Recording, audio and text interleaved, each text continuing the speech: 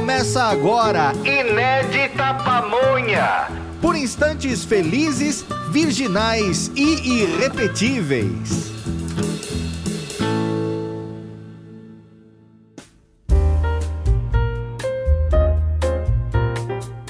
Olá, olá, quinta-feira, sejam bem-vindos, sejam mais do que bem-vindos a mais um Inédita Pamonha. Oferecimento de Eastman Chemical do Brasil e de BNP Paribas Asset Management.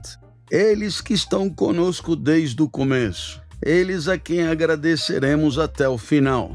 Eastman Chemical do Brasil e BNP Paribas Asset Management.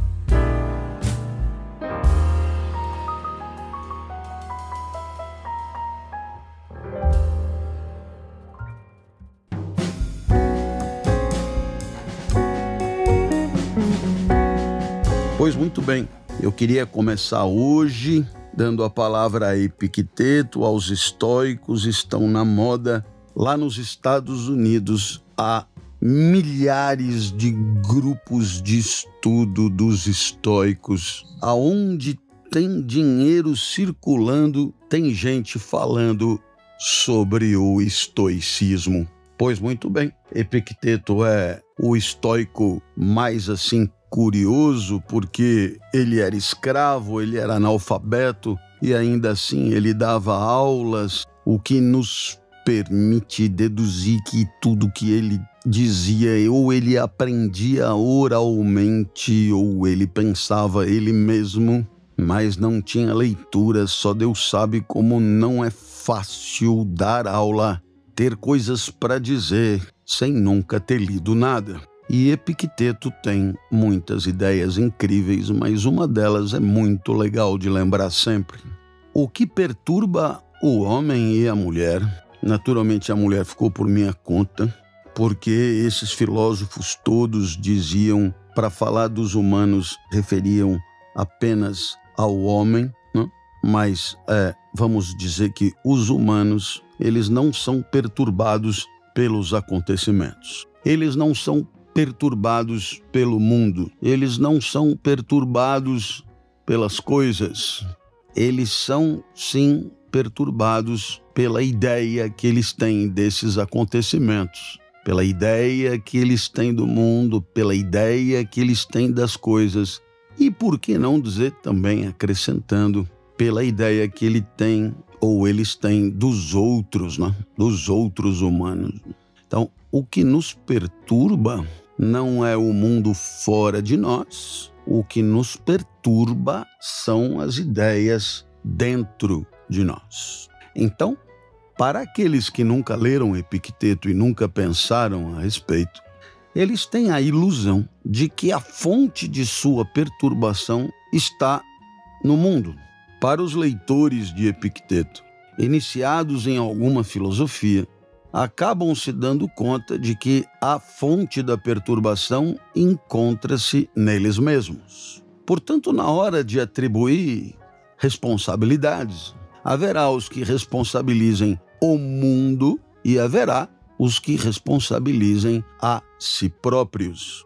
Qual é a vantagem? Bom, vamos combinar que o mundo é difícil mudar.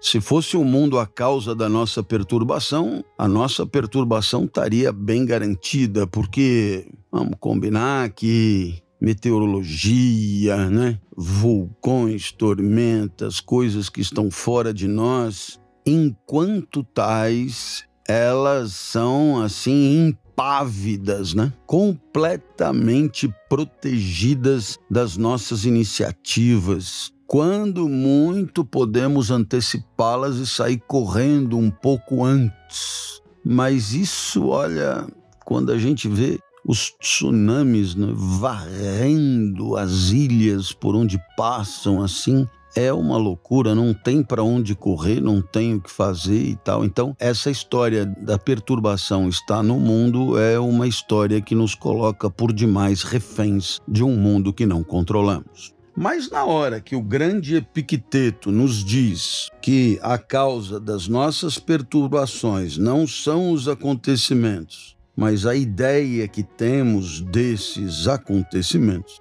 a ideia que fabricamos desses acontecimentos, a ideia que costuramos na nossa mente desses acontecimentos, aí surge uma esperança, porque no final das contas, vamos combinar, aquilo que pensamos parece estar mais na mão para ser mudado do que as coisas grandiosas do mundo.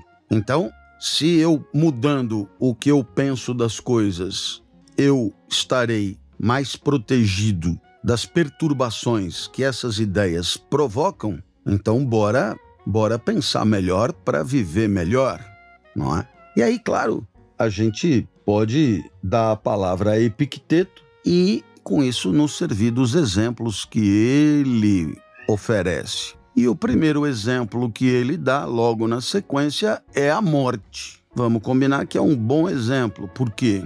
Porque em relação a esse, todos os outros são, meio parciais, meia bomba. Afinal de contas, por maior que seja o terremoto, o tsunami, etc., é possível cogitar a possibilidade de escapar. A morte não. A morte, essa é inapelável. Somos finitos, finitos seremos sempre, finitos sempre fomos. Com a morte não tem negociação. Ora, o que diz Epicteto? A morte não é uma coisa perturbadora. A morte não é uma coisa aterrorizante. O que é perturbador e aterrorizante, então?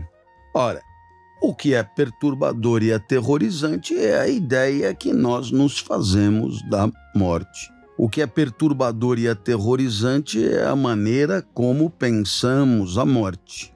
O que é aterrorizador e perturbador, o que é? É o que construímos na mente a respeito da morte. Isso sim nos perturba. A morte, ela mesma, não poderá nunca nos perturbar. Ora, por que a morte não poderá nos perturbar? Por uma razão muito simples. Quando a morte chegar, não haverá mais o que perturbar. Não haverá mais a quem perturbar. É por isso que não é a morte que perturba. A morte, ela mesma, não pode produzir efeito perturbador porque ela não encontrará mais a quem perturbar. Ora, então, se alguma coisa da morte nos perturba, evidentemente que não é ela mesma, mas é antes dela. E o que é que vem antes dela? Ora, o que vem antes dela é a vida. E o que é que há a respeito da morte na vida? O que há a respeito da morte na vida é o pensamento sobre a morte, é a reflexão sobre a morte, é a ideia de morte.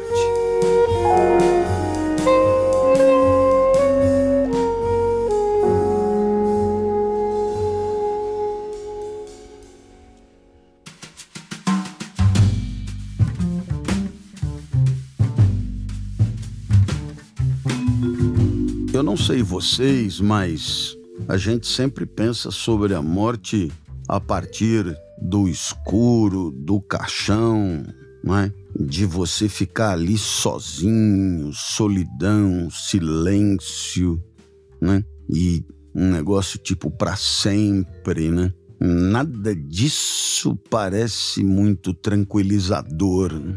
Claro que percebendo isso, outros têm outras ideias sobre a morte, né?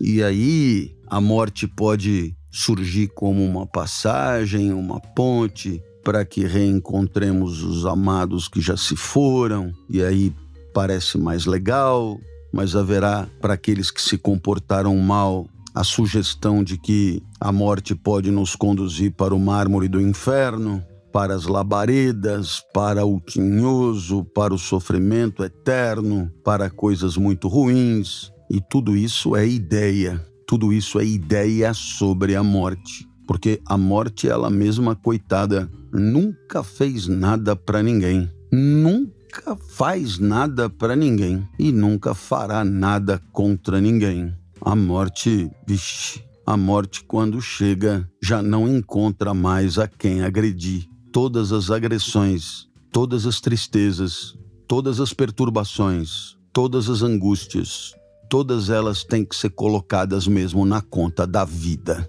A morte, essa não tem nada a ver com nada disso. Não é uma loucura? E se porventura você disser, mas a morte estraga a vida, porque a morte, ela nos faz pensar em coisas horríveis para quando morrermos. A morte dá de ombros e diz, mas eu não fiz nada, eu não faço nada, eu não estou aí, eu não cheguei ainda. Portanto, ponha na conta da vida e saiba, quanto menos bobagem você pensar, melhor tenderá a viver, porque o que nos perturba não é nada que nos escape. O que nos perturba é o que pensamos que o mundo possa fazer conosco. O que nos perturba é aquilo que supomos, por conta do nosso esquisito jeito de pensar, que possa nos acontecer. Mas, se assumíssemos as rédeas, se assumíssemos o controle, se assumíssemos o comando do nosso pensamento com lucidez, com inteligência, com sabedoria, com ciência, é claro que iríamos higienizando e expurgando as bobagens e com isso tenderíamos a viver mais próximos da verdade, mais próximos do bem, mais próximos do belo e, portanto, mais felizes. Agradeçamos, portanto, a Epicteto. Agradeçamos a Epicteto essa iniciativa de nos deixar claro que quando nós experimentamos um desconforto, uma perturbação, uma tristeza, jamais deveríamos buscar a sua causa fora de nós, em qualquer outro lugar que não no nosso espírito. Por isso, Epicteto diz que é no trabalho sobre as próprias ideias, no aperfeiçoamento das faculdades intelectivas, que nós conseguiremos afugentar as ilusões, as mentiras, e com isso diminuir significativamente a usina de perturbações a que nossa alma é submetida por conta da nossa própria ignorância. Aquele que não é filósofo, esse costuma acusar todos os outros dos males que sofre. Aquele que começa a ser filósofo, este se acusa a si mesmo. Assume e põe na própria conta a origem dos seus males. O filósofo formado, o filósofo já preparado, esse não é nenhum nem outro. Este não acusa nem o mundo exterior, como os não iniciados. Esse não acusa nem a si mesmo, como os que começam a fazer filosofia.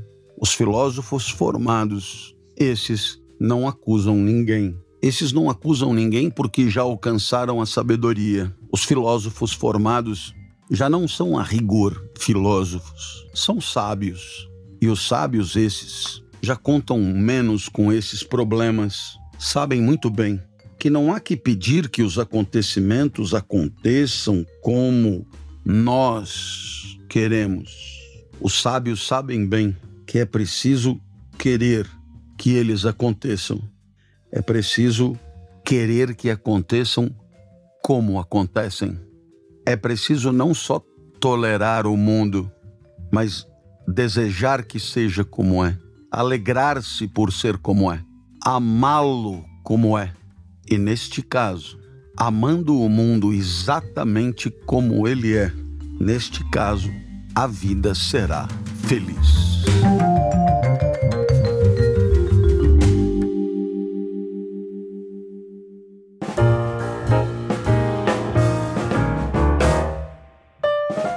Eita, que beleza! Demos a palavra a Epicteto. Fomos fiéis ao seu texto. Texto esse, claro, insistimos, anotado anotado nas suas aulas, sempre faladas, sempre discursadas. Epicteto que dava aula para seus colegas escravos, mas acabava contando com uma audiência bem mais ampla de gente que ia lá aprender. Ei, coisa linda! Coisa bonita, coisa da história da nossa sabedoria, que nos enche de orgulho desse time de que fizemos parte desde o nascimento. O time da humanidade, um time de gente que já se foi, um time de gente que não chegou ainda, mas um time onde estamos todos nós, copresentes, conviventes, contemporâneos, conterrâneos do planeta Terra, gente boa que vive agora, que nos orgulhemos da nossa humanidade e que apostemos nela por não nos restar outra alternativa. E aí, é claro, a sabedoria é mesmo o filé mignon da nossa existência. E o sábio, esse nunca vai botar a culpa em ninguém por nada, nem no mundo, nem em si mesmo, porque o sábio já se tocou que o grande barato da existência é estar reconciliado e não exigir do mundo nenhum fiapo a mais, tampouco a menos do que ele nos proporciona por ser como é. Um beijo grande, um beijo carinhoso, um beijo querido em todos vocês. E se curtiram o Epicteto, quinta-feira que vem tem mais. Por quê? Porque havendo vida, haverá pamonha. Valeu!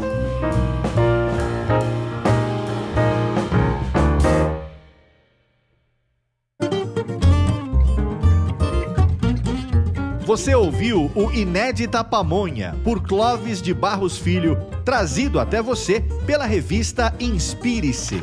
Acesse www.revistainspirec.com.br e nos siga nas redes sociais.